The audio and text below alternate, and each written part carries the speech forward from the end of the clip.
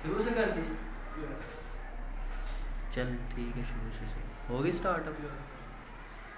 तो बिस्मिल्लाहिर्रहमानिर्रहीम स्टूडेंट्स, अब हम फेस के बारे में बात करेंगे कि फेस क्या है। शॉर्ट क्वेश्चन है, इसमें से कुछ एक दो एमसीक्यूज भी बनते हैं।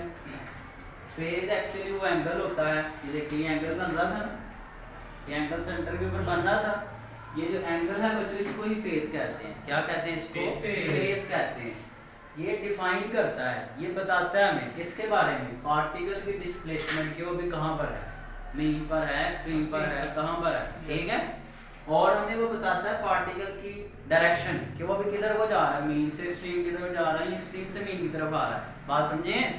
तो अब हम जरा शुरू करते हैं बच्चे इसको। तो हमारे पास क्या बनेगा, देखें जी, बनेगा कुछ इस तरह से कि अगर हम ये कहें कि मैं जरा डायग्राम बनाता हूँ आपके सामने, आप गौर से देखें।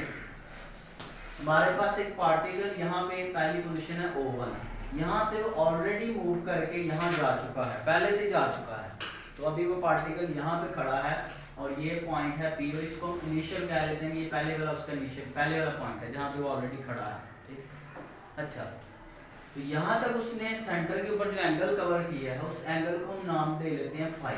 क्या नाम दे लेते हैं? Phi angle. तो फाई उसने कवर किया होगा। अच्छा, फिर वो यहाँ से मूव करके ना पार्टिकल और आगे चला गया है, लो जी यहाँ पे आ गया। अब ये जो पॉइंट है इसको आप P कह लें, ये बाद वाला P है, ये पहले वाला P इनिशियल और ये बाद वाला P है, ठीक। P1 P2 बेशक आप कर लें जैसे आपको सही लगे। अब यहाँ से लेके यहाँ तक जो एंगल आपके पार्टिकल ने सब्सटेंड किया है वो है बच्चे ओमेगा टी। कितना है? Omega T. समझ आ रही कि नहीं? अब देखें, गौर से देखें, यहाँ पे होती है एक्सट्रीम पोजीशन, यहाँ पे होती है ना एक्सट्रीम, यहाँ पे कौन सी होती है? Mean position. तो पार्टिकल मीन और एक्सट्रीम के बीच में जा रहा है, मीन से किधर को जा रहा है? एक्सट्रीम की तरफ जा रहा है, ऐसे देखने। तो इस केस में इस पार्टिकल की जो डिस्प्लेसमेंट है कि यहाँ था तो इसकी मीन से कितनी डिस्प्लेसमेंट हो चुकी है, यहाँ तक कितनी डिस्प्लेसमेंट। वो डिस्प्लेसमेंट हम कैसे कैलकुलेट करेंगे?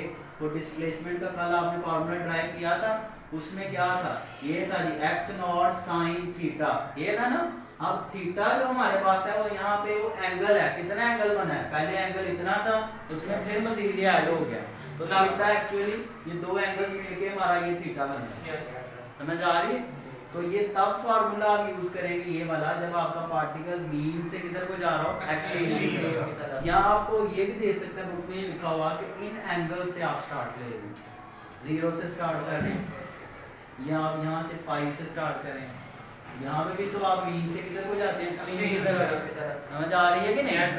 तो इसके अलावा अब दूसरा क्या है कि अगर सपोज आप कहाँ से स्टार्ट ले रहे हैं बच्चे, इधर देखें जी, ये O1 था, आप यहाँ से मूव करके ऑलरेडी यहाँ तक जा चुके हैं, ये कोई समझ लें P इनिशियल आपका पॉइंट है।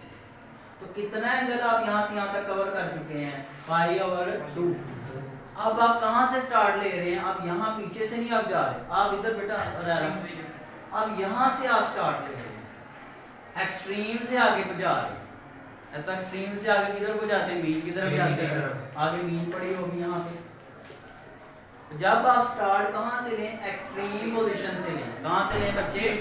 सपोज आप एक्सट्रीम से यहाँ से मूव करके यहाँ आ चुके हैं, तो अब जो एंगल यहाँ से यहाँ तक बना है उसको आप कह लें बच्चे वो कितना है? ओमेगा टी है। कितना एंगल है? तो अब दो एंगल बन रहे हैं। पहले वाला जो पहले ऑलरेडी आपने पहले से कवर किया हुआ था π/2, उसमें क्या ऐड हो रहा है? ओमेगा टी, ठीक है। तो उस केस में हमारे पास जो डिस्प्लेसमेंट आएगी उसका ये फार्मूला है कि x इक्वल है x नॉट साइन, उसमें क्या है? पहले π/2 है, जब भी एक्सट्रीम से स्टार्ट करेंगे तो π/2 ऐड करेंगे। समझ आ रही है? अगर यहाँ से होते तो फिर यहाँ 3π/2 ऐड होना था। बात समझ ने? यहाँ π/2 होता है, यहाँ बच्चे अली यहाँ 270 होता है ना, 3π/2 होता है। समझ ने? जब भी एक्सट्रीम से स्टार्ट लेंगे तो इंटीग्रल मल्टीपल ऑफ π/2 में कुछ ऐड हो रहा होगा। तो एक्सट्रीम से जब आप स्टार्ट ले रहे हैं बच्चे तो उसमें ऐड कितना एंगल होगा? ओमेगा टी आपका ऐड होगा। अच्छा, अब इसको सिंपल करें तो हमारे पास क्या बनेगा? x नॉट, अब मैंने बताया जब π/2 में कुछ ऐड हो रहा हो तो साइन किस में चेंज हो जाता है? कॉस में। कल समझाया था कि नहीं? तो साइन किस में बच्चों चेंज हो जाएगा? कॉस में। और ये खत्म हो जाती है और ये जो एंगल होता है वो साथ आ जाता है। आ रही है? मैंने कल इस तरह बताया था कि साइन π/2 प्लस थीटा हो तो ये बन जाता है cos थीटा। अब थीटा की जगह बस यहाँ ओमेगा टी आ रहा है, समझ आ रही है? ऐसे भी आपको पता है थीटा ओमेगा टी के इक्वल होता है, समझ आ रही है जी? तो अब हमारे पास ये डिस्प्लेसमेंट निकालने के लिए फार्मूला है, ये तब निकालेंगे, तब इस फार्मूले को यूज करेंगे जब आप कहाँ से स्टार्ट ले रहे हैं, एक्सट्रीम से। एमसीक्यू याद रहेंगे ये, या मीन से स्टार्ट लेंगे, इन एंगल से स्टार्ट लेंगे, तो फिर आप ये वाला फार्मूला यूज करेंगे, और जब आप एक्सट्रीम से स्टार्ट लेंगे तो फिर आप ये फार्मूला यूज करेंगे, ठीक है? समझ आ रही है? तो अब इसके बाद बच्चे आगे बढ़ते हैं, ये शॉर्ट क्वेश्चन था, इसको आपने साइड पे नोट करना है, बस ये मेन चीज़ है। डेफिनेशन वहाँ से फेस की कर लें, बाकी ये बस नोट कर लेना अपनी चीज़, ठीक है? बस सारा आर्टिकल ये हो गया। अच्छा, इसके बाद आगे पहले पढ़ लेते हैं यार, कितना टाइम लगेगा ब्रेक में? काफी नहीं यार, अभी तो शॉर्ट हो गए हैं तो बस पेट पूरा नहीं हो गया, पेट तो पूरा है लेकिन इसमें छोटी सी आवृत्ति है। अब देखिए जरा बात सुनो, पूरा है ना, यहाँ पे ये छोटी सी डेफिनेशन है, ये दो छोटे छोटे पॉइंट्स हैं, क्या किया आपने, छोटा सा तो किया आपने, छोटा सा आर्टिकल आगे वो भी सुन ले इधर। आगे बच्चों क्या है, हॉरिजॉन्टल नहीं, आप सुने तो सही, बड़ा आसान है। हॉरिजॉन्टल मैथ स्प्रिंग सिस्टम, जब आप चीज को पढ़ लेंगे समझ लेंगे फिर आप ये तो बड़ा आसान है। हॉरिजॉन्टल मैथ स्प्रिंग सिस्टम, अच्छा आपने ये पढ़ा है पीछे, बेटा इधर सुने, आपने पढ़ा था हमारे पास एक सपोर्ट होती है, उसके साथ एक स्प्रिंग अटैच होता है, उसके साथ एक मैश अटैच होता है, ऐसे याद है? ये जहाँ खड़ा होता था ये कौन सी पोजीशन थी, मेन पोजीशन। अच्छा ये यहाँ से लेके यहाँ तक जा रहा है, ये पॉइंट है, ये एक्सट्रीम है, ये फिर वापस आके इधर तक आएगा, ये डैश, यानी कि दो एक्सट्रीम्स है, ये मैश इन दोनों के बीच में ऑसिलेट करेगा। तो पहले आप ये इंग्लिश लिख लेंगे कि हमारे पास एक मैथ स्प्रिंग सिस्टम होता है, वो ए और ए डैश के बीच में ऑसिलेट करता है, अपनी एक्सट्रीम पोजीशंस के बीच में वो वाइब्रेट करता है, ठीक है? अच्छा जब ये वाइब्रेट करता है तो आपने वहाँ पीछे पढ़ा था, जनाब दसवीं में आपने पढ़ा है कि इसका एक्सेलरेशन क्या था, एक्सेलरेशन था इसका माइनस के और एम एक्स का सिंपल एक्स। असल में ये आया था ना बच्चे, हाफिज इस तरह आया था, ए डायरेक्टिव और माइनस एक्स। तो ये जो प्रोपोर्शनैलिटी के लिए हमने कांस्टेंट वहाँ यूज किया था, अगर आपको याद हो तो ऊपर आ रहा था k ओवर m आ रहा था, दो कांस्टेंट्स थे, उनको मिला के फिर एक कांस्टेंट बना और फिर उससे प्रोपोर्शनैलिटी लगाई। तो ये ऑलरेडी हमने पढ़ी हुई है पीछे इक्वेशन। तो ये एक्सेलरेशन का फार्मूला है और ये वाकई हम हमारा मैथमेटिकली निकला था। आज हमने एक्सेलरेशन का निकाला है, वो क्या है, नाउ वी हैव कैलकुलेटेड कि सर्कुलर मोशन में हमने क्या निकाला है कि जब सर्कुलर मोशन से हम कंपैरिजन करते हैं तो एक्सेलरेशन ये आता है माइनस ओमेगा स्क्वायर एक्स, ये है इक्वेशन नंबर 2। तो ये दोनों आपके पास क्या है, एक्सेलरेशन तो हैं, दोनों एसएचएम के ही हैं, ये सर्कुलर फॉर्म में हमने निकाला है, वो वैसे था, तो दोनों एक्सेलरेशन है, दोनों एक ही चीजें हैं। जब एक ही जैसी चीजें हो तो उनको आप क्या कर लेते हैं, आपस में कंपेयरिंग कर लेते हैं, बाय कंपेयरिंग 1 and 2, ठीक है बच्चों? तो कंपेयर कैसे करते हैं, जो चीजें एक जैसी हो उनको नहीं लिखते, जो ऑपोजिट हो उनको एक दूसरे के इक्वल रख लेते हैं। अच्छा ए तो सेम है, k/m ऑपोजिट है, इधर k/m है, इसमें ओमेगा स्क्वायर है और उधर क्या है k/m है, बाकी सारी सेम चीजें हैं, माइनस माइनस कैंसिल हो गए, ठीक है? समझ आ रही है?